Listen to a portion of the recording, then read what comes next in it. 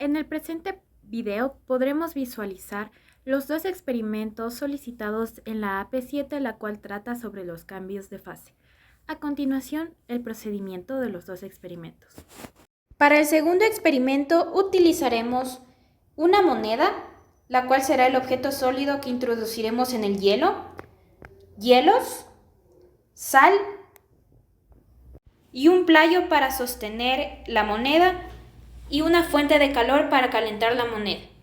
En el siguiente experimento, para introducir el objeto sólido, que en este caso será una moneda, en el cubo de hielo, lo calentaremos para que este sea posible. Opcionalmente podemos agregar sal para que su punto de fusión sea más fácil, pero esto es opcional. Tomamos la moneda con cuidado, la cubrimos, ponemos en el hielo.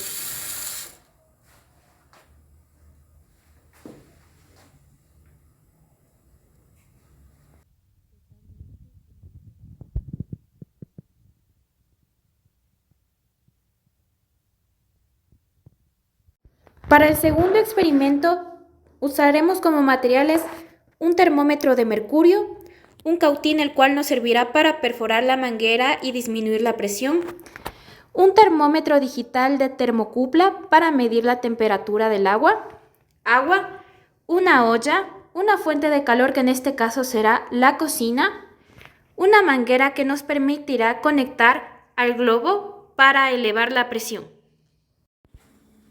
En la primera fase del experimento, herviremos el agua hasta su punto de ebullición a presión atmosférica de la ciudad de Ambato. Como podemos visualizar, el agua ya está presentando burbujas, por lo tanto significa que ya llegó a su punto de ebullición. Calcularemos su temperatura con este termómetro de vidrio. La temperatura del punto de ebullición a presión atmosférica es de 92 grados centígrados. En la siguiente fase del experimento, elevaremos la presión. ¿Y cómo elevaremos la presión? Ubicaremos un globo, como lo hemos hecho de esta manera, para elevar la presión y mediremos la temperatura con un termómetro de termocupla. Entonces, como podemos ver, el agua ya está hirviendo, entonces esperemos a que el globo se infle un poco más para que la presión influya en la temperatura del agua. Como podemos observar, el globo ya se nota más inflado, por lo tanto hemos elevado la presión y tomando la regla de que a mayor presión, mayor temperatura, el agua está a una temperatura ahora de 94.9 grados centígrados, casi 95 grados centígrados. Una vez que ya hemos apagado el agua y luego de haber llegado al punto de ebullición, observamos la temperatura y en promedio está a unos 95 grados centígrados.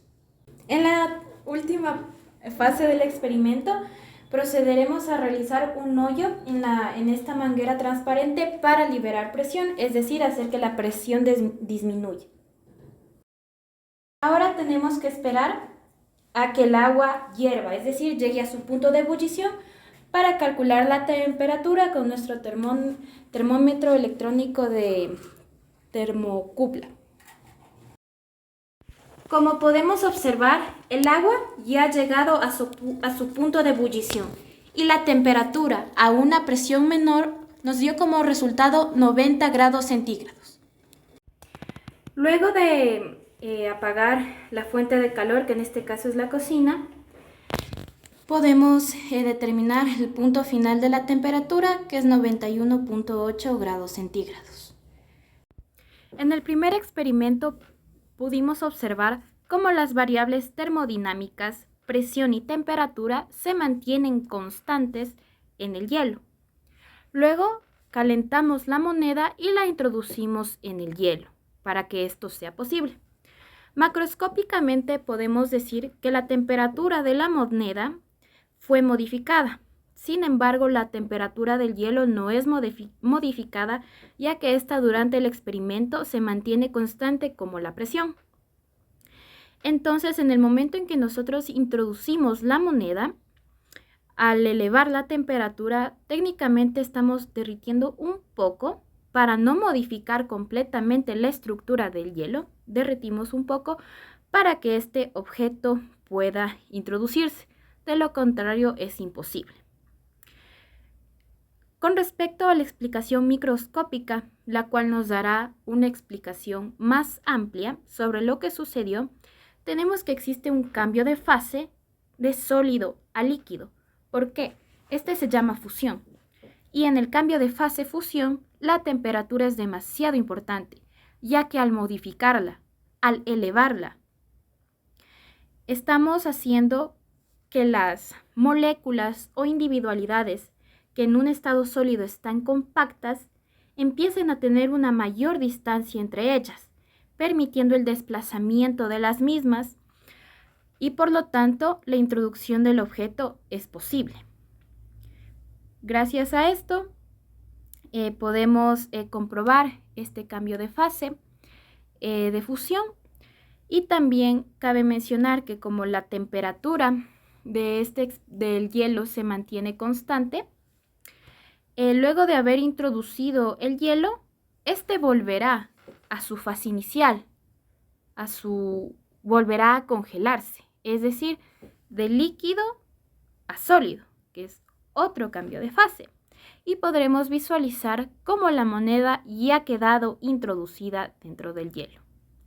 Técnicamente, como conclusión del primer experimento, podemos decir que gracias al cambio de fase de fusión es posible introducir la moneda, ya que las moléculas permiten este paso. Cabe también mencionar que este cambio de fase de fusión se da en una determinada área del hielo, ya que el objeto al cual se ha elevado su temperatura, que en este caso es la moneda, es capaz de modificar el comportamiento de las moléculas que están a su alrededor. En el segundo experimento, modificamos las presiones atmosféricas para determinar los diferentes puntos de ebullición y si la presión influye en estos. Y pudimos comprobar que así es. En la primera fase del experimento, calculamos el punto de ebullición con un termómetro de vidrio a la presión atmosférica en la que nos encontramos en Ambato. Para el siguiente punto, elevamos la presión a través de un globo tapando el recipiente que teníamos, dándonos una temperatura mayor. Y por último, disminuimos la presión al hacer un pequeño hueco en la manguera que conectaba al globo, dándonos una temperatura menor a las dos anteriormente mencionadas. Macroscópicamente podemos explicar que la temperatura y la presión son directamente proporcionales, porque a mayor temperatura, mayor presión y viceversa. Esto se explica claramente al calcular el número de temperatura de cada punto de ebullición. En el primero, el punto de ebullición fue de 92 grados centígrados, porque nos encontramos en la ciudad de Ambato, la cual se encuentra a 2.577 metros sobre el nivel del mar. En el momento en que nosotros tapamos el agua con el globo, obtenemos una temperatura de 95 grados centígrados. ¿Por qué?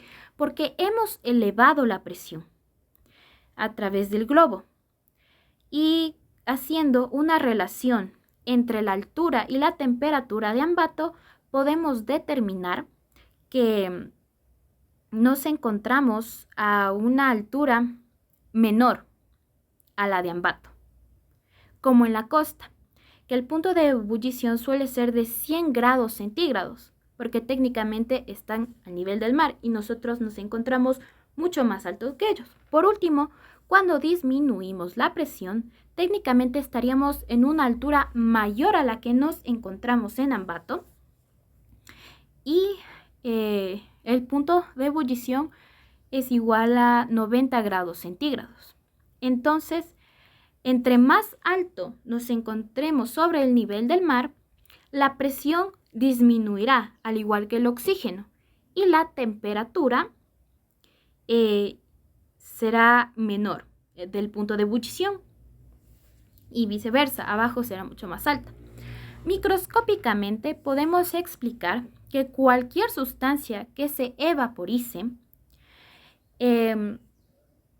su volumen incrementará. Por lo tanto, si la presión aumenta, la liberación de las moléculas se ven restringidas. Y si no existiera presión, por ejemplo, como en la presión al vacío, donde el punto de ebullición suele ser de 40 grados centígrados, las moléculas se liberan fácilmente. Entonces, microscópicamente, la presión restringe la liberación de las moléculas. Con respecto a los cambios de fase, podremos presenciar a la vaporización, y ya que al momento en que hervimos el agua pasa de líquido a gaseosa, y también podemos observar la condensación en las tapas de la olla, que es de gaseoso a líquido, en formas de gotas de agua. Gracias.